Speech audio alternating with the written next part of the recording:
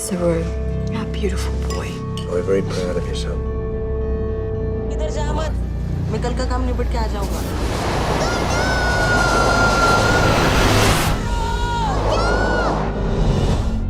I have to find my way back home. You just keep searching. Hai, selamat datang di Kanplot. Kali ini Mimin akan mengulas film yang diadaptasi dari sebuah novel yang berjudul Long Way Home, di mana novel ini dibuat berdasarkan kisah nyata dari penulis Saro Brierley.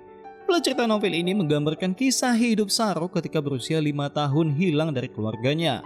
Hingga 25 tahun kemudian ia berusaha mencari keluarganya kembali.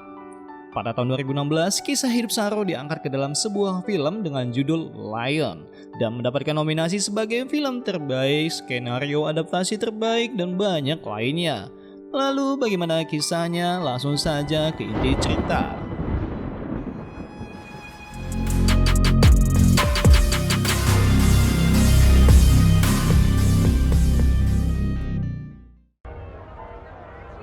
Kisah nyata ini dimulai di tahun 1986. Seorang anak kecil berusia 5 tahun bernama Saro hidup dengan latar belakang miskin di salah satu desa kecil di India. Saat ini Saro sedang mencuri batu bara bersama kakaknya Gudu pada kereta api yang sedang melintasi desanya. Setelah selesai mereka menjualnya dengan imbalan 2 bungkus susu yang akan dibawa pulang ke rumah. Saro sangat menginginkan kue jalebi, tapi sayang mereka tidak memiliki uang yang cukup. Sesampai di rumah, terlihat juga ibu dan adik wanitanya bernama Shakila. Di sini ibunya ingin berangkat kerja. Ibunya menitipkan Shakila pada Saro. Sementara kakaknya Gudu, ia juga berencana mencari uang selama seminggu, tapi Saro meminta Gudu untuk mengajaknya. Gudu tak ingin Saro untuk mengikutinya karena terlalu kecil untuk bekerja malam bersamanya. Tapi Saro tetap ngotot sambil membuktikannya dengan mengangkat kursi, bahkan sepeda, hingga Gudu pun terpaksa harus membawanya. Di perjalanan mereka sembari mencari sisa makanan dan juga uang koin di bawah kolong kursi kereta api.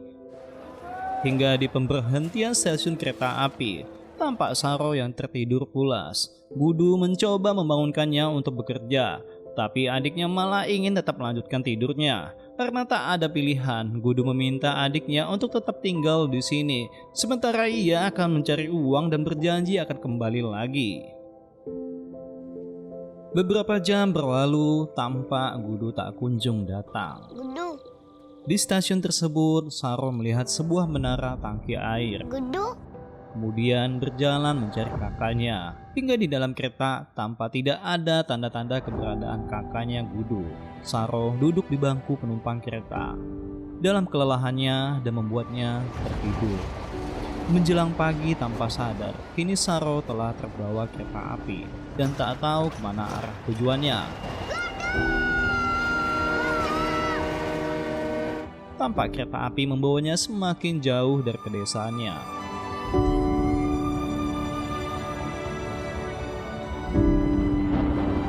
2 hari dalam perjalanan hingga kereta api tersebut berhenti di stasiun kereta api Kolkata, kota Benggala Barat, negara bagian India. Dalam kesempatan ini, Saro berusaha keluar dari gerbong kereta. Gudu, Di sini, ia masih berteriak untuk memanggil kakaknya Gudu dan ibunya. Ia berharap keluarganya berada pada keramaian orang. Saro sangat tidak mengetahui kalau saat ini ia tersesat dengan jarak tempuh perjalanan mencapai 1.600 km dari desanya. Di loket pembelian tiket, ia berteriak Ganesh Tale. Ia berharap akan ada seseorang yang mengantarkannya pulang ke desanya yang ia ingat dengan nama Ganesh Tale. Tapi sayang, tak ada satupun simpati ataupun peduli dengan harapannya. Di dalam lorong, seorang anak kecil menawarkannya sebuah alas kardus kepadanya.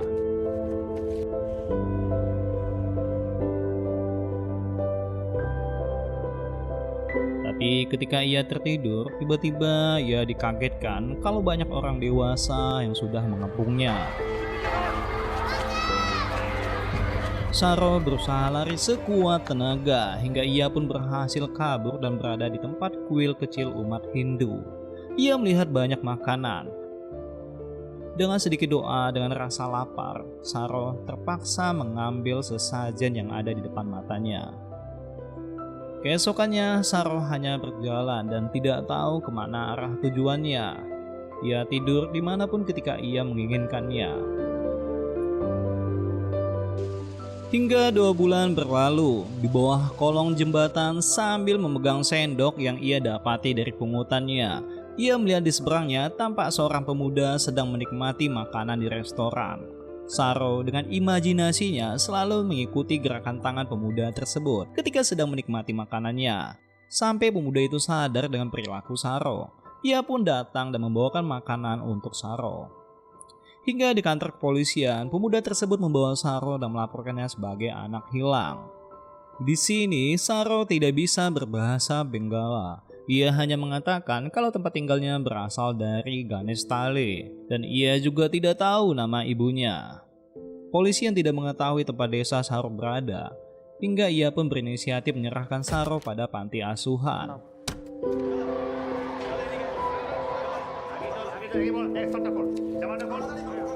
Di sini semua anak diberi makanan dan diajarkan untuk membaca.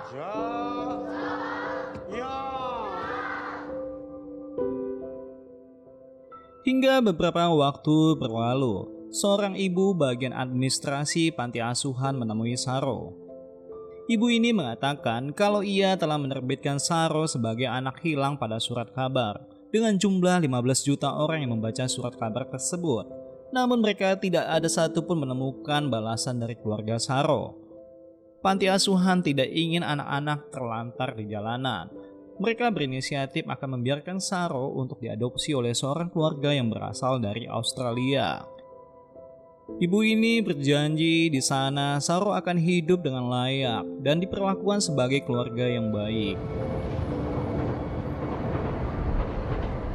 Pada tahun 1987, Saro berangkat menuju Australia dan untuk pertama kalinya ia bertemu keluarga yang akan mengadopsinya. Pria ini bernama John serta istrinya bernama Sue. Mommy and Dad. Sampai di rumah, John dan Sue benar-benar memperlakukan Saro seperti anak kandungnya. Sue juga berharap suatu saat ia akan siap untuk mendengar kisah kehidupan Saro sebelumnya. 1 tahun kemudian, seorang wanita dari panti asuhan kembali membawa anak untuk diadopsi oleh John dan Sue. Ia bernama Mentos. Berbeda dengan Saro, tampak Mentos memiliki keterbelakangan mental.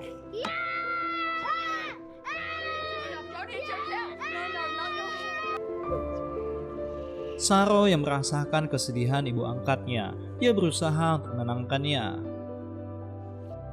20 tahun kemudian pada tahun 2008, di mana Saro sudah beranjak dewasa dengan status sebagai mahasiswa di Australia. Berbeda dengan Mentos, saat ini ia hidup menyendiri di tepian pantai sebagai pecandu narkoba. Saro datang mengingatkannya agar Mentos berhenti dengan perilaku buruknya, supaya tidak menjadi beban ibu angkat mereka. Di dalam kampus, Saro mengenalkan dirinya pada temannya. Ia mengatakan kalau ia berasal dari Calcutta dan diadopsi orang tua angkatnya di Australia. Perjalanan pulang, Saro bersama Lucy menuju rumah temannya yang berasal dari India untuk mengadakan sebuah pesta kecil. Terlihat juga dari segala makanan tradisional India dan tontonan Bollywood di rumah temannya. Di sini, Saro ingin mengambilkan bir untuk teman-temannya. Namun tak lama ia melihat kue jalebi, di mana makanan tersebut merupakan kesukaannya waktu kecil yang belum pernah ia cicipi.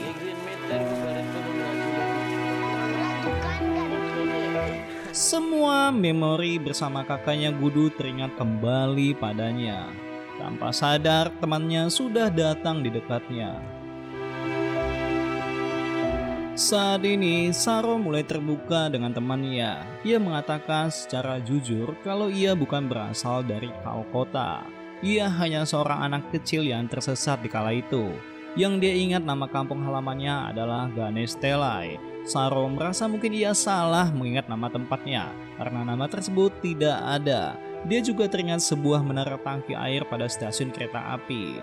Di sini temannya menyarankan saat ini ada program bernama Google Earth, di mana sebuah peta bisa diakses melalui internet. Mereka berharap Saro akan mencobanya menggunakan situs tersebut untuk mencari kampung halamannya. Di saat malam di tempat kediaman Lucy, Saro mulai berinisiatif untuk membuka situs Google Earth. Ia melihat wilayah kota dan jembatan di mana ia tersesat. Saro berusaha menghitung kecepatan kilometer dengan perkiraan jarak waktu tempuh tersebut. Tapi ia tidak bisa menemukannya. Hingga masuk di tahun 2010, Saro membawa Lucy ke tempat keluarganya. Hingga sesaat kemudian Mentos datang. Saro sedikit kesal kenapa saat ini Mentos ikut makan malam bersama mereka. Baginya, Mentos bukanlah saudaranya. Mentos yang tidak tahan dengan ucapan Saro, kini penyakit keterbelakangan mentalnya kambuh kembali. Saro mengatakan ia sangat benci dengan tindakan Mentos terhadap ibunya. Di dalam sebuah acara pesta teman kampusnya, Saro melihat pesta tersebut merupakan sesuatu yang tidak cocok dengan kondisinya saat ini. Ia pun memutuskan pergi dari tempat tersebut. Lucy mencoba menghentikannya. Dengan tegas, Saro mengatakan kalau Lucy tidak akan pernah mengerti apa yang ia rasakan saat ini. 25 tahun ia menghilang. Ia tidak bisa membayangkan selama waktu tersebut kakak kandungnya bersama ibunya tidak pernah berhenti mencari keberadaannya. Sementara ia malah berpesta-pesta bersama temannya. Ia merasa muak dengan perilakunya. Baginya, ia harus mencari tahu keberadaan keluarganya dan memberitahukannya kalau saat ini ia sedang baik-baik saja. Setiap hari, Saro semakin tenggelam ke dalam pikirannya. Dengan sebuah peta besar, ia menandai setiap titik-titik jejak yang sama dalam ingatannya. Hingga beberapa bulan berlalu, Saro teringat di mana waktu kecil ia membawa semangka untuk dibawa pulang, hingga membuat dirinya ditabrak motor. Di saat itu juga keningnya terluka. Ibunya sangat marah dengan kakaknya karena tidak bisa menjaga dirinya. Ia semakin tenggelam ke dalam perasaannya, betapa sayangnya kakak dan ibunya pada dirinya. Ia tidak bisa membayangkan selama 25 tahun ia menghilang, seberapa besar rasa cemas keluarganya padanya. Kini Saro mendatangi ibu angkatnya, di mana Su sudah terlihat dalam kondisi tidak sehat karena selalu memikirkan anak-anaknya. Saro meminta maaf karena ibu angkatnya tidak bisa memiliki anak kandung, hingga mereka tidak bisa mengadopsinya sejak mereka masih bayi. Baginya, orang tua angkatnya saat itu tidak hanya mengadopsi dirinya, tapi juga sisa masa lalu mereka di saat masih kecil. Su mengatakan kalau mereka sebenarnya bisa memiliki anak kandung, hanya saja ia dan suaminya telah memutuskan untuk tidak memilikinya. Mereka berpikir dunia sudah terlalu banyak manusia, memiliki anak kandung tidak menjamin semuanya akan menjadi lebih baik. Namun mengadopsi anak yang menderita seperti kalian merupakan sebuah harapan agar kalian memiliki kesempatan hidup yang jauh lebih baik. Tapi lihatlah saat ini kalian malah mengabaikannya dan bahkan tidak mau berbicara untuknya.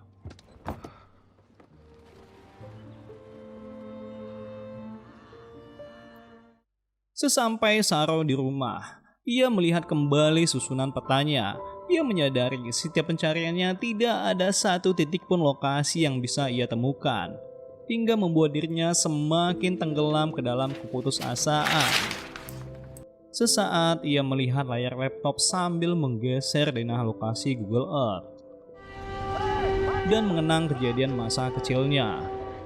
Saro memperbesar kembali denahnya sampai ia menemukan satu titik lokasi yang tidak pernah masuk dalam daftar pencariannya. Ia melihat sebuah tanah yang tandus seperti di mana ia bersama kakaknya Gudu. Ia juga menemukan satu jalur rel kereta api yang tidak jauh dari tempat tersebut. Perlahan-lahan Saro mengikuti rel kereta apinya hingga ia berhenti pada stasiun di mana stasiun tersebut tampak memiliki tangki air. Ia terus mengikuti arah jalur relnya. Terlihat juga bendungan seperti ingatan kecilnya di mana ia bersama kakaknya. Saro tetap fokus dengan menyatukan kepingan-kepingan kecil dalam ingatannya, sampai ia terus menggeser denahnya. Hingga ia pun melihat satu titik lokasi yang bernama Desa Ganesh Talai. Ia baru menyadari selama ini ia salah dalam menyebutkan nama desanya. Waktu kecil, ia sering mengucapkan nama desa tersebut dengan Ganesh Talai. Terkadang ia juga menyebutkan dengan nama Ganesh Talai. Ganesh Talai.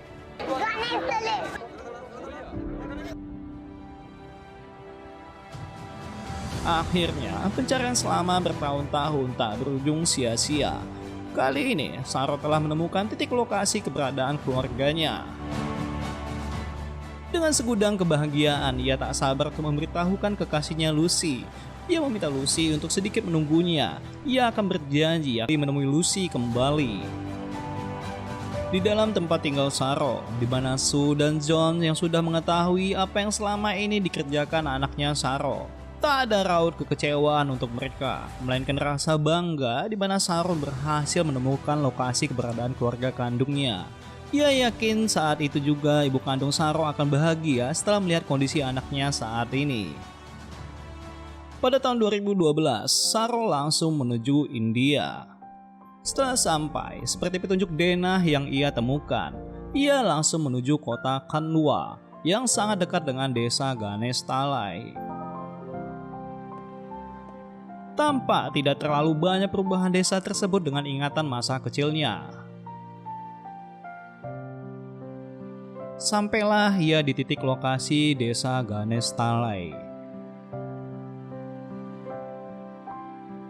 Hingga ia menemukan lokasi rumahnya. Namun di situ tidak terlihat keluarganya, melainkan peliharaan kambing yang ada di depan matanya. Tak lama bapak-bapak tua datang menemuinya. Saro yang sudah tidak bisa berbahasa India, ia hanya bisa memberikan fotonya sambil mengatakan kalau itu adalah dirinya di masa kecil. Dulu ia pernah tinggal di sini. Saat ini ia sedang mencari Gudu, Shakila, dan ibunya. Untungnya bapak tua tersebut sedikit memahami bahasa Inggris. Ia mengerti apa yang dikatakan Saro. Kemudian ia pergi begitu saja. Come with me. Hingga tak lama pak tua itu datang kembali dan meminta Saro untuk mengikutinya. Dari kejauhan, Saro melihat ibu-ibu tua berjalan ke arahnya. Semakin dekat ia menyadari kalau wanita tua itu adalah ibu kandungnya. Begitu juga ibunya langsung menyadari kalau pria di depannya adalah anaknya yang selama ini ia cari bertahun-tahun lamanya.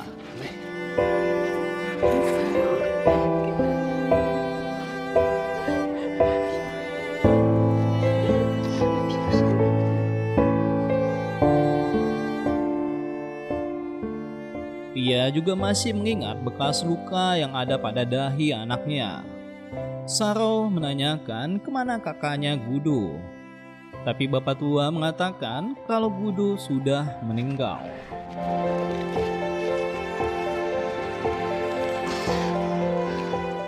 Terlihat seorang gadis di dekatnya. Ibunya mengatakan kalau wanita ini adalah Shakila, adik kandung Saro.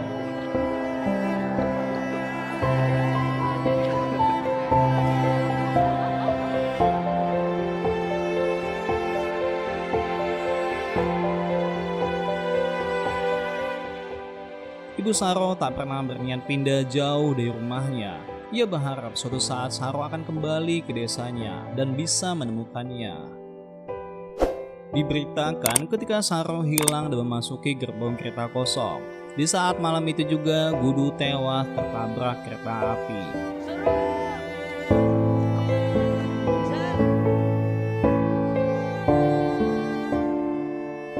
Tahun 2013, Saro membawa ibu angkatnya untuk menemui ibu kandungnya di desa Ganesh Talai. Selama bertahun-tahun, Saro juga salah dalam menyebutkan namanya sendiri. Karena nama asli Saro sebenarnya adalah Seru yang berarti lion.